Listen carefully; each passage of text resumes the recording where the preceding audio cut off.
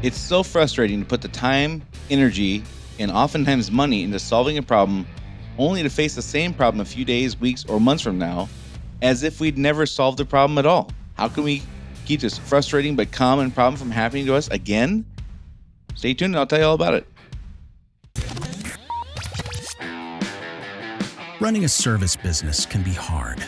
It is not unusual for business owners in industries like contracting, home repair, auto repair, business-to-business services like janitorial, IT and accounting, and many others to feel overwhelmed by all the priorities facing them at any given time.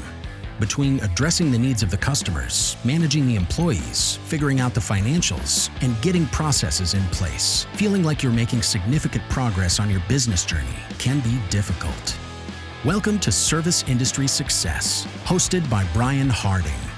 Each week, Brian will look at real-world strategies for building the business you are dreaming of, while also sharing tactics to get through some of the most frustrating parts of business ownership with a lot more ease.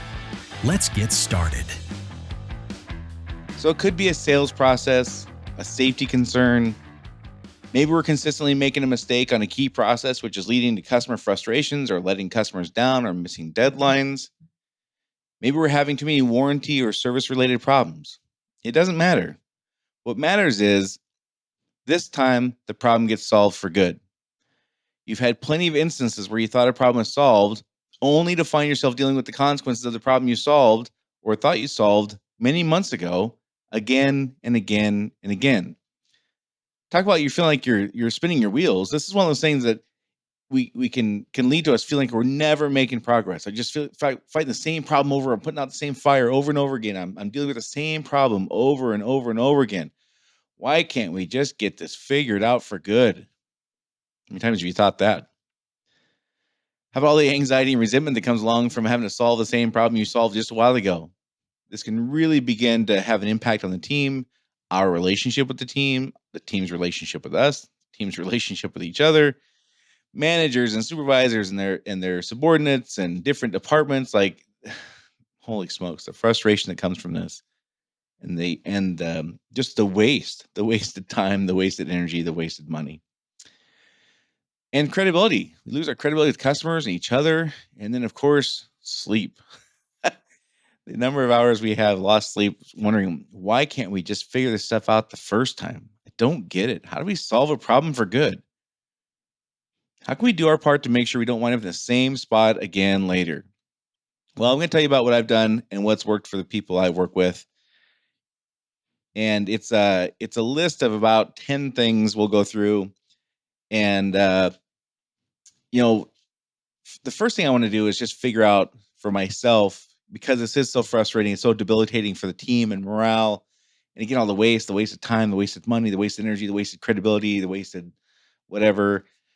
I just want to set myself self up for success and heading down a path that's going to be a permanent fix before we even get started. And some of these questions I'm going to ask here will kind of suss out common reasons we don't we don't see things through. They become less of a priority as time goes on. We solve a problem, we take our eye off the ball, and there's tons of assumptions made. I think my manager's doing it. They think their supervisor's doing it. The supervisor thinks I'm doing it. The employees don't know who's doing it. So we want to get out in front of all those kinds of things as much as we can. So that's kind of the point of these 10 questions are. This is not an all-inclusive list. I'm sure there's other questions that could be asked. These are not in any particular order. These are just questions that I have used myself and I've used with people I work with to kind of figure out, are we dealing with the right thing? Are we solving the right part of the problem? Are we really going to see this through? Like, if we're not going to see this through, let's just figure that out now and not spend the time and energy to pretend like we are. Because some things we're going to find, yeah, they're kind of an annoyance, they're a pet peeve of ours maybe, but they're not a big enough problem that we're going to really invest long term into solving. So the very first question, and again, these are not in any particular order. It's not like you have to answer one to get to the next. It's not like that. The very first question though is, why do we want to improve this process? So again, in my lingo, a process is anything we do, but pretty much. Riding a bicycle is a process. Falling downstairs is a process. heating SpaghettiOs and eating them is a process. A procedure is a documented step-by-step thing that identifies who, what, when, where, why, and how. That's a procedure. A process is kind of anything we do that is one step leading to another. Again, falling down the stairs is a process. Not an enjoyable one, but it is one. So the first question is, why do we want to improve this process? That doesn't mean this has to be documented. It doesn't have to be documented as a procedure at all. It just means this is something we routinely do. Why do we want to improve it? Kind of 1A of that is my leadership on board with improving this process? And if not, why not? Like what in this week, a place where I'd kind of go through the 5 whys, which I think I went through on episode 53 or 56 or something like that. So if you're not sure what the 5 whys is, the episode title was something like, are you dealing with the root cause of your problem? So if you're not sure what 5 whys is, might want to go back and listen to that, then this make a little more sense to you. But it's leadership team's not on board with improving this process other than you just demanding it. Like objectively, honestly, are they on board with this? Or are they just going through the motions? That's something I want to figure out. This is all kind of question 1. So there's like multiple questions in question 1 here. But the next thing is, what's it costing to have this ineffective or inefficient process? Is it costing money, time, which often equals money? Is it causing confusion, frustration? Who will improving this process benefit? Is this going to help the company? Is it going to help the business owner with less stress, less oversight, less time fixing things? Is it going to help the employees? Is it going to help the customers? With employees, it could be retention, recruitment, productivity, confidence. With customers, it could be quality, consistency, predictability, trust, ease of interaction. So the point of all this is, why are we doing this? Whose life are we making easier? That's really kind of the crux of this, is why are we doing this? Who is going to get the benefit from this?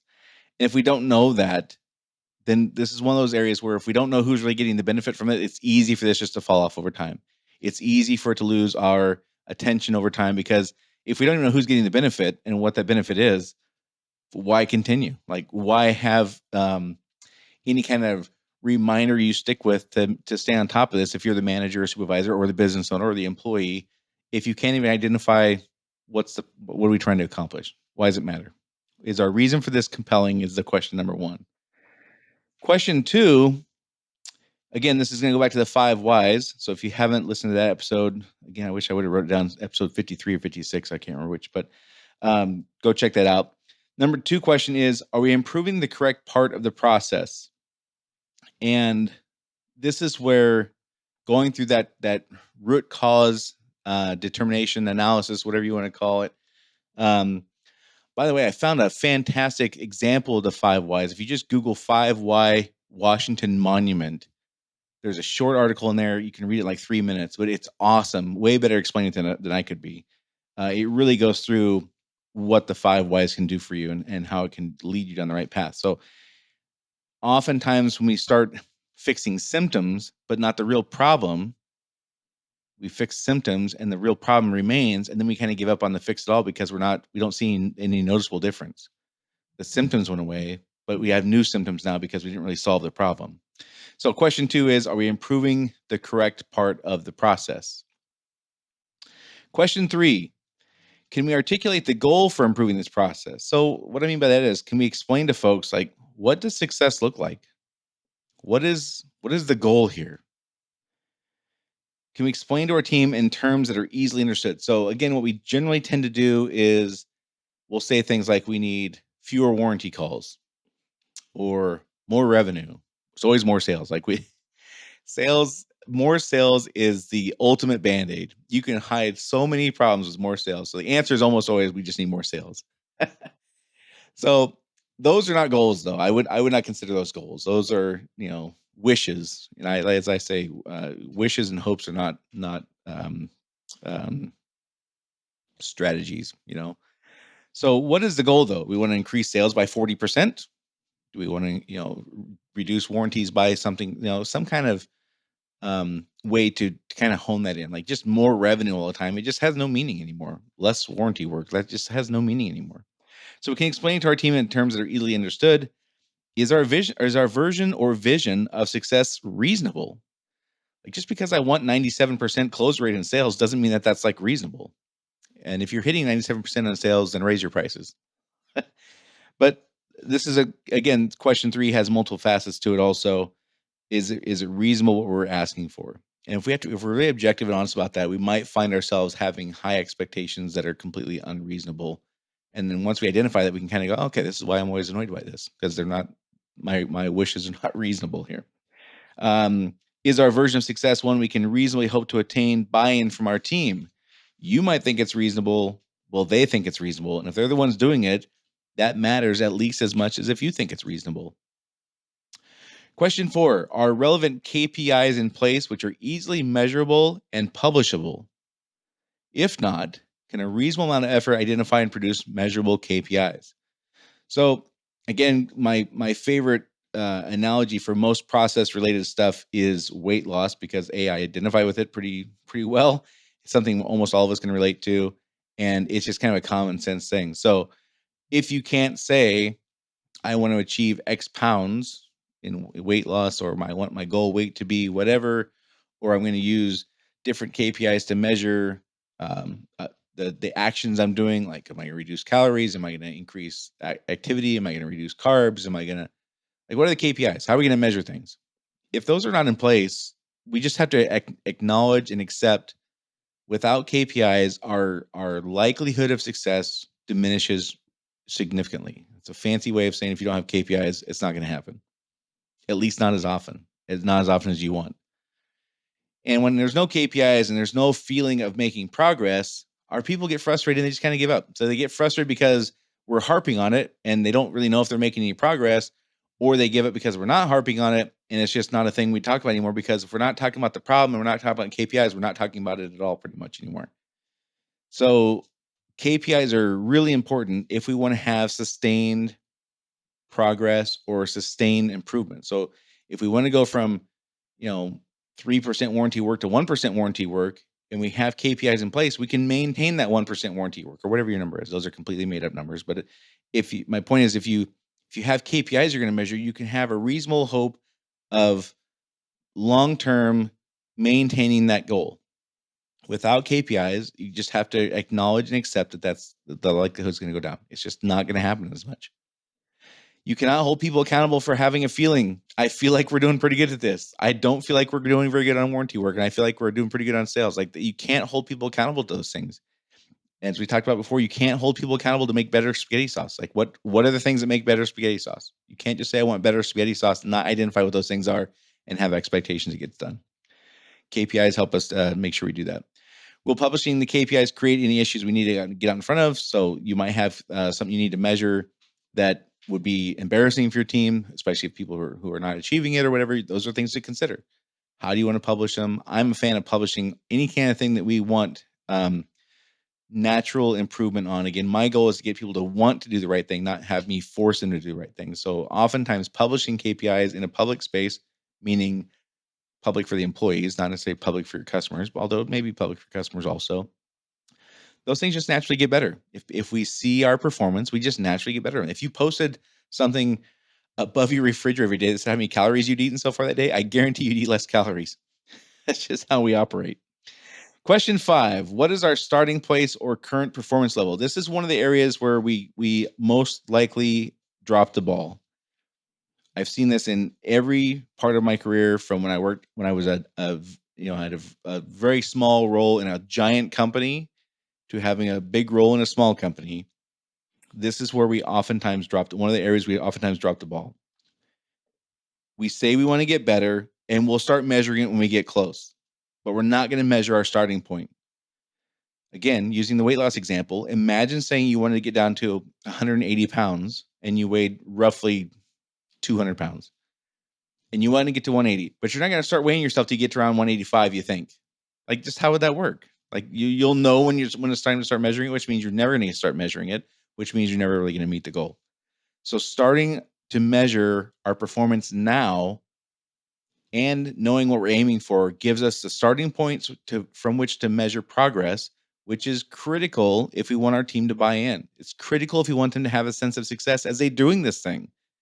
If we're going to expect them to do this thing without any kind of sense of success, like, good luck with that. I don't know how you would do that. If we're not willing to do this when we begin, then we're also kind of demonstrating we're just kind of putting that responsibility on somebody else. Like, I'm not going to do my part to see where we're at. I'm just going to let you know when I think we're there. That's I don't know how to I don't personally know how to convey that message in a way that would be effective. I don't know how to phrase that to instill that belief. If I want improvement, I have to be willing to invest in the tools I know work. I know what works is measuring where we're at now, identifying where we want to go, and measuring the progress or regression if we don't make progress. Question 6. This is another big one. I want to keep saying that. I think these are all big ones. That's why there's only 10. So I'll quit saying that I think this is a big one. The last one, though, question 5, what's our starting point? That is a very common place. People completely omit that and then have frustration. Question 6, who's going to have ownership of improving this process? Who will oversee making sure the tasks involved with making the improvements are done and reported back to me or the team if this is a team effort? Who's in charge of the improvement? Who will determine the frequency in which progress reports and updates will be communicated to me or the team or as the plans put in place, how is that communicated to the employees doing the work versus the team who's making the improvement? If you have like a leadership team making an improvement on a project, who's in charge of that? How often is that stuff going to be communicated? What's going to happen if the ball's dropped? If you've listened to me for any length of time, that's always kind of where I end up is how are we going to get there? Who's doing it? What do I do if we just drop the ball? Like, what am I supposed to do then? I want to get out in front of that stuff as fast as possible. So who is going to have ownership over improving this process? If we don't articulate that, and it's a group of people, if there's going to be a ton of assumption based on rank and seniority and ability and experience, and if it's not discussed and agreed upon, it's pretty likely that people are going to have incorrect assumption as to who's supposed to be in charge of things. The person you would like to be in charge might assume somebody else is supposed to be because they have more experience, and you're like, well, you have the title though, like you have the rank, like this is what you're supposed to do. Or conversely, you might say, you have the experience. I don't care about their rank. I don't care about their title. I want the person with the experience figuring this out. If you don't articulate that, how would they know? And there will be tons of assumptions, and that will lead to tons of disappointment. Next thing is kind of 6A, but question 7, who's going to have ownership of this process after it's been improved? So we make the improvement, we identify what works, we put those measures in place, we identify objectives, we put KPIs in place, we do it. Who's going to own it then? And again, if we don't identify that, we have assumptions. If it's just me and a manager, they may assume I'm going to do it because I was, upset about not about this to bring it up. I want to assume that they're going to do it because like I hired you to do this. Like what, this is what you're here for, right? And meanwhile, neither one of us pay attention to it, and we move on, and then we're frustrated. 6 months later, we're fighting the same problem again, and now we have a little bit of resentment towards each other because we both have made assumptions, and we kind of dig our heels in on why we were right, and that's kind of how it goes. I'm not saying that's the right way, but I am just saying that is kind of how this stuff goes. So, who's going to have ownership of this after it's been improved is something I want to figure out right out of the gate before we even get started. We make improvements. Who am I going to hand this off to? Right? What specifically would their responsibilities be? Some other questions I would ask along with that. Do they have the right amount of authority to take ownership of this? So are we placing the ownership in the right spot in that? Are we giving it to somebody who the team would recognize having the right responsibility and authority to really manage this? Are we asking somebody who doesn't have the right authority to do something that's kind of unreasonable because the team's not going to respect them because they don't have the right authority? I've seen that fail as well. If more adjustments need to be made to the process, who's in charge of that? Like, who's going to make the call? Is the person in charge of that? They have autonomy just to make decisions on their own, or they have to run that by me? They have to run it by the team if there's a team effort. These are all things that got to be sorted out front because if we don't sort them out front, it's not going to happen the way we want it to, for sure. Question 8, who needs to be involved with improving in this process? Who are the key players? Who is doing the work? Who's supervising the work? What other departments need to be involved? Do we need to get a customer to help us make the improvement? Is there a customer who's affected or whose industry is affected, or somebody we could trust who would give us the customer's point of view so we can make sure we're addressing their needs as much as we need to? Customers are happy to help with this kind of stuff in many cases. You may not be in a situation where you have that, but if you have something you want to improve and you would like the customer's perspective, like let's just ask them. What are they gonna do? Say no? Okay. But we want to make sure we have people at least doing the work, managing the team, doing the work, that kind of stuff. We want to make sure we have all the components in place. Often what I see, this is kind of where the seagull management is, you come in and crap all over everything and leave. We don't want to invest in having the right people in the problem solving process. So we come in, lay down a bunch of directives and get out of there. And then we just cause chaos. It's kind of where that whole concept comes from, in my opinion. Question 9, what is a reasonable amount of money and time to spend improving this process? I could spend 5 hours on this topic here. This is, again, one of the areas I think people most often drop the ball. And I'm going to get into this topic, this question 9, specifically, maybe with the other one that people most often forget. But if we have a problem that's costing us $100,000 a year, and you've got it in your mind, first of all, we don't identify what that $100,000 is. We just say we have too much warranty work. Well, how much should we spend to fix it? How much time should we spend in meetings or improvement process or in purchasing of aids or quality improvement things or developing KPIs? Like, how much should we spend on that? $400. That's the limit. We can't spend more than $40 to solve a $100,000 a year problem. That's ridiculous. And I see that pretty often. So if we don't know what's costing us, we can't identify what a good spend is to fix it. That's why I'm always a big fan of identify what is this costing us? How much time, which equals dollars in warranty work, dollars in rework, dollars in lost sales, lost opportunities, whatever. Once we know that, then we can gain a decent understanding of what's a good spend to fix this. If it's a $100,000 problem, I got no problem spending 10 grand to fix it. If I don't identify it's a $100,000 problem, I'm always going to kind of lean towards, well, I don't want to spend that kind of money. That's too much time and all that kind of stuff. So that's question 9. What's a reasonable amount of time and money to spend fixing this and improving this process? Question 10, last one. How are we going to keep our team engaged and motivated? So 2 things here. What are we going to do to keep spirits high if we don't find success in this as fast as we'd like or as well as we'd like? The flip side is, what are we going to do to celebrate if we do find those results that we want? Almost always, both those questions are not answered. And then we just kind of roll it into, well, that's just what we pay them for. We expect them to do this kind of stuff. I get that. That's true. However, again, if you have a $100,000 a year problem, and you're a $2 million company or a $3 million company, that's significant. I would say let's do a little bit extra to keep the team motivated on the right track if we fall short, and also to recognize them if they can save us $100 grand in that size of company. That's in my opinion, that's something worthy of noticing. So, real quick, if you're one of the hundreds or thousands of employers who's still struggling to find help with employees, go to freehiringwebinar.com. That page is still up. I reworked the website, but that page is still up. On that free webinar, which you can watch anytime, you'll learn the specific strategies I've taught business owners to go from not being able to hire at all to turning off their ads completely in just a few weeks. So freehiringwebinar.com, go check that out. But as far as our 10 questions, I'm not going to go through the whole thing again because we're short on time here. The main thing is I want to prepare for success before we even get started. So the first thing I want to do is make sure we're heading down a path that's going to be a permanent fix, that's going to lead to that permanent fix before we even get started. This is one of the ways I do that. This is the ways I've helped the people I work with do that, is answering these kinds of questions before we get started. If we don't have answers, oftentimes we'll go through this. Well, if you listen to this again and start thinking about a problem you have specifically and answering those questions, you're going to have a couple light bulb aha kind of moments that are going to alter the way you would handle this and make it a more permanent fix. So that is it for this week. Don't forget, if you're still having a hard time hiring, go to freehiringwebinar.com, get that free training.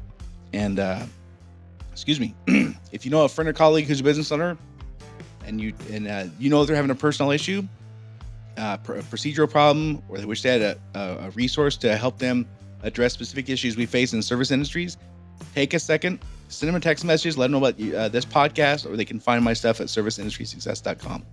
So sorry about that. Sorry about the ending here. I'm choking a little bit. While I'm choking, give us a rating or review if you would. If you can spare a couple minutes, I really appreciate that. So that's it for this week, and I'll see you all next week.